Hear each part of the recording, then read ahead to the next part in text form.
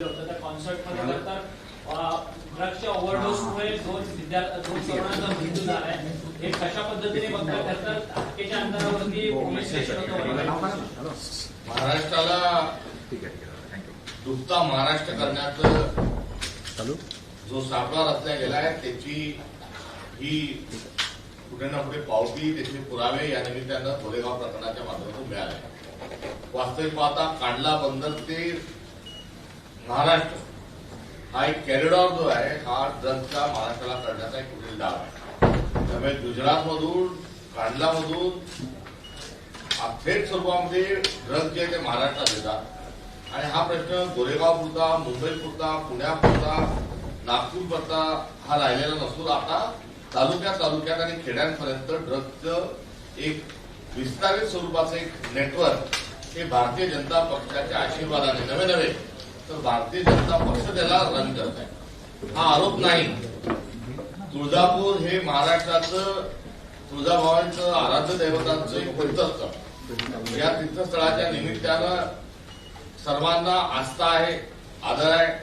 शिवाजी महाराजांना जी भवानी तलवार दिल्या गेली त्याचा अभिमान देखील आहे. या शहराचे जे नगरपालिकेचे नगराध्यक्ष पदाचे जे उमेदवार होते हे भारतीय जनता पक्षाने ड्रग्सच्या रॅकेटमध्ये ज्यांचं नाव होतं, ज्यांना पकडलं गेलं, जे आरोपी आहेत त्यांना तिकीट दिलं आणि त्यांना निवडून देखील आणलं.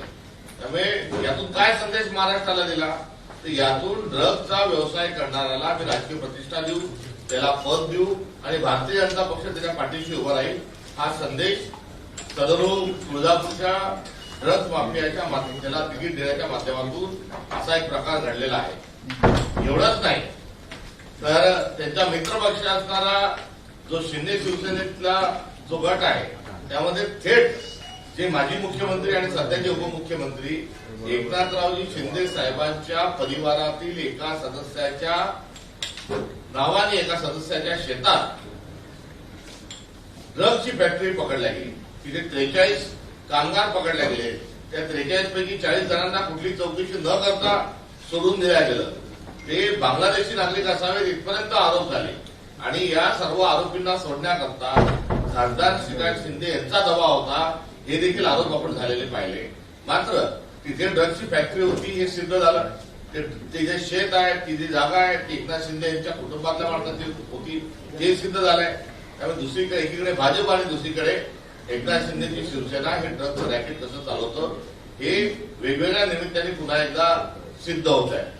उडता पंजाब म्हणून काय अवस्था पंजाबची झाली ही आता विश्वामध्ये चर्चा आहे आणि देशभरामध्ये त्या संदर्भामध्ये अत्यंत कठोर पावलं उचलल्या गेली पाहिजे भूमिका असताना आज देवेंद्र फडणवीस आणि त्यांचे मित्रपक्ष महाराष्ट्राला डुबवत आहे.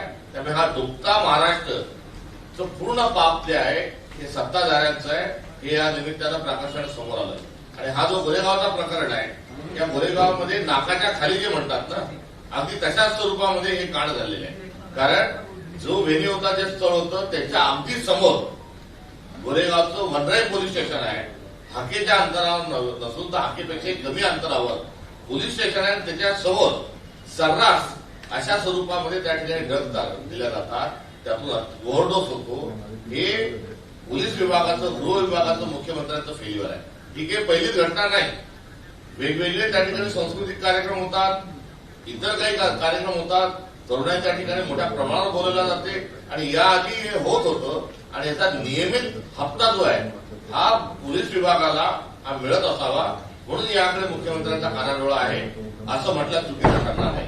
त्यामुळे महाराष्ट्राला पूर्ण वेळ गृहमंत्री नसल्यामुळे नव्हे तर महाराष्ट्राचा गृहमंत्री आणि मुख्यमंत्री हे ड्रग्स सारख्या विषयाला सहन करतात किंबहुना याचं रॅकेट चालवण्यामध्ये कुठेतरी त्यांचा सहभाग आहे हे महाराष्ट्राचं दुर्दैव आहे. सभ्य सुसंस्कृत अशी प्रतिमा देवेंद्रजी एकीकडे तयार करताना आज त्यांच्या नाकाखाली त्यांचा विभाग हा ड्रग्सच्या विळख्यामध्ये महाराष्ट्राला जर गुंतवत असेल तर देवेंद्रजी हा महाराष्ट्र भविष्यात आपल्याला माफ करणार नाही.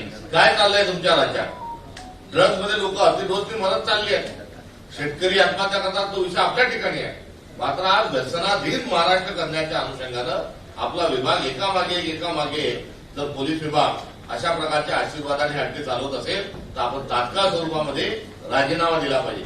राजीनामा निदान मुख्यमंत्र्यांना आपल्याला द्यायचा नाही किंवा आपला राजीनामा कोणी मागू शकत नाही. हा आपला अहंकार असेल तर त्याला मला कुठे ठेच पोचवायची नाही. मात्र किमान गृहमंत्र्याचा तरी राजीनामा द्या आणि या महाराष्ट्राला संपूर्ण गृहमंत्री द्यावा, ही विरोधी पक्ष या नात्याने आमची मागणी आहे. परंतु सर, ही एक पहिलीच घटना नाहीये, तर यापूर्वी देखील अनेक घटना झालेल्या आहेत. बिश्नोई गँगने यापूर्वी देखील अनेक लोकांना धमक्या दिल्या. शेवटी रोहित शेट्टी यांच्या घरावर यांना धमकी असेल, शाहरुख खानच्या सलमान खानच्या घरावरती गोळीबार असेल, बाबा सिद्दीकीची हत्या असेल, तर एकीकडे हे ड्रग्जचं प्रकरण असेल. राज्यात संपूर्ण अशांतता आहे का, आणि गृहमंत्री हे फेल्युअर आहेत काय सगळ्या? गृहमंत्र्यांचं फेल्युअर वेगवेगळ्या माध्यमातून येत आहे.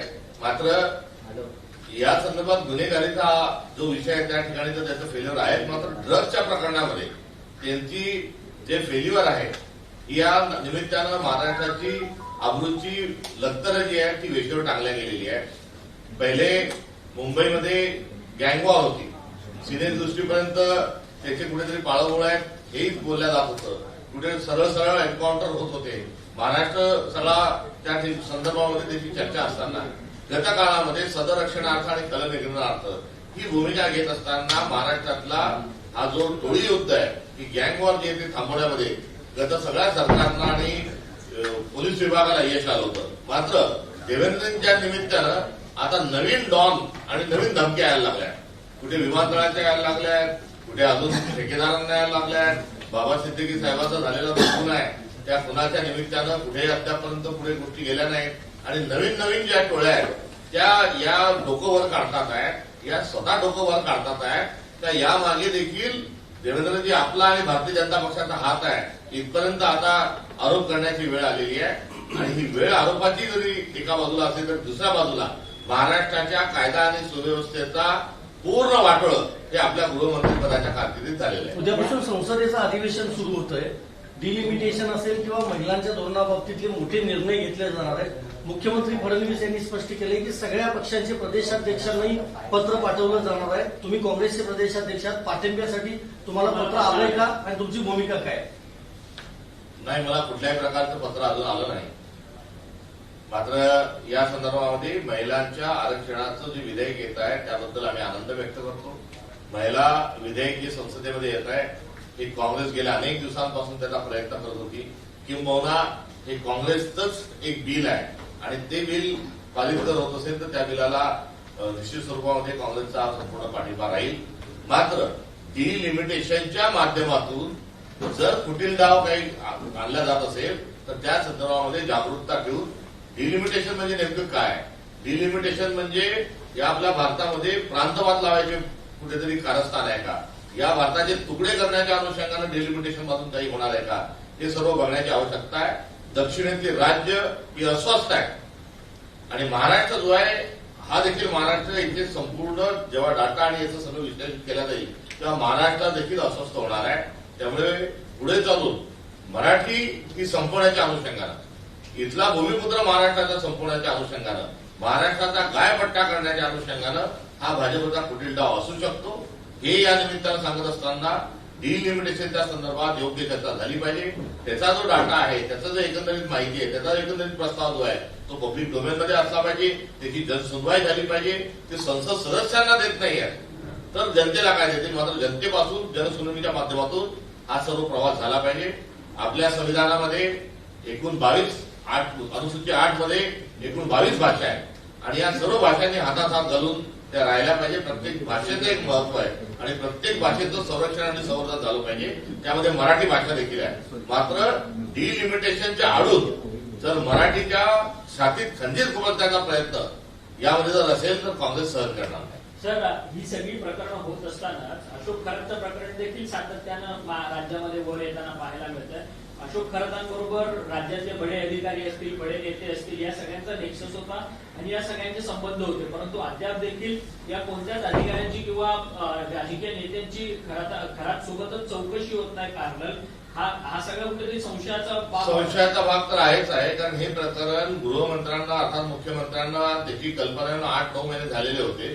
मात्र त्यांनी जे टायमिंग निवडलं ते एकनाथराव शिंदे साहेब दिल्लीला गेले, 1.5 घंटा पंतप्रधानांसोबत बसले. त्या विषयाची हवा काढण्याकरता त्या टायमिंगने त्यांनी प्रकरण पुढे काढलं. नंबर 1.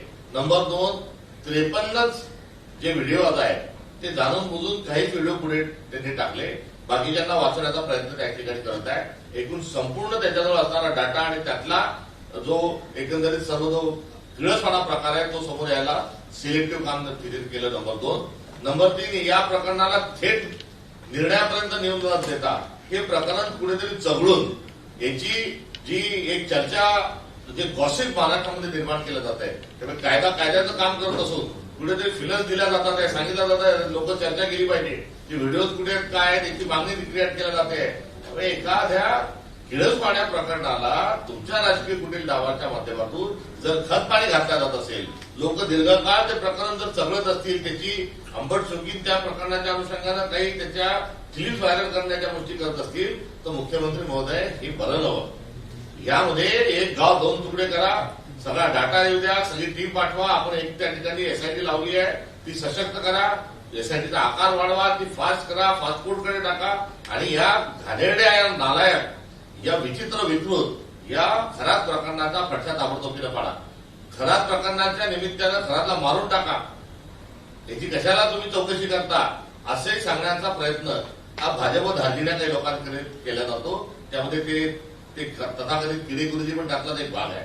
त्यामुळे त्यांना का मारून टाकायचं, तर यातले जे खरे दुवे जे आहेत, त्यातले खरे जे पुढारी आहेत, जे सत्ताधारी पक्षाचे आहेत, जे चांगल्या क्लीन पोस्टिंगवर असणारे जे अधिकारी आहेत त्यांना वाचवायचं आहे. त्यामुळे हे एकंदरीत जे सगळं चाललंय हे सगळं चालणं एका सभ्य समाजासाठी योग्य नाही आणि या प्रकरणाला लवकर जर आपण त्याचा निपटारा केला नाही तर याचे फार वाईट परिणाम हे महाराष्ट्राच्या मनावर होतील.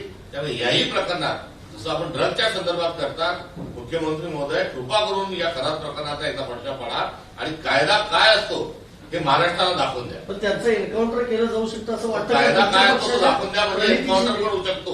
ही जी शंका होती त्यामध्ये अचूक आली आहे. प्रणिती शिंदेंनी तशी शक्यता व्यक्त केली. त्यांना मारून टाका ही मागणी करायची, त्याला खावा घालायची.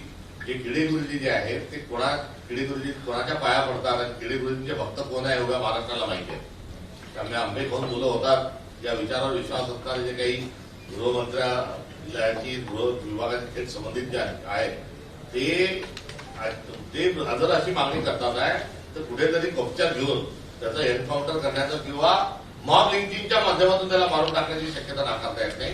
सत्य लपवायचं म्हणून अशा प्रकारचा धोका निश्चित आहे. अनेक प्रकरण आहे. नाशिकचं कॉर्पोरेट जिहाद प्रकरण जे आहे त्याला भीषण वळण मिळालेलं आहे. मलेशियापर्यंतचा प्लॅन त्यांचा ठरला होता, मानवी तस्करी असेल. नंबर 2, नाशिकच्या संदर्भात धर्मांतराचा किंवा यातून जो एकंदरीत संदर्भ येतात आहे त्या संदर्भामध्ये खराब प्रकरणाचा फिरता गिरवला जातोय. जो एफआरआय दाखल झालेला आहे तो पब्लिक केला गेलेला नाही. जर अशा पद्धतीने धर्मांतराचं संदर्भात जर कोणी काही केलं असेल तर कायदा काय सांगतो की तो एफआयआर जो असेल तो पब्लिश करावा, तो पब्लिक करावा.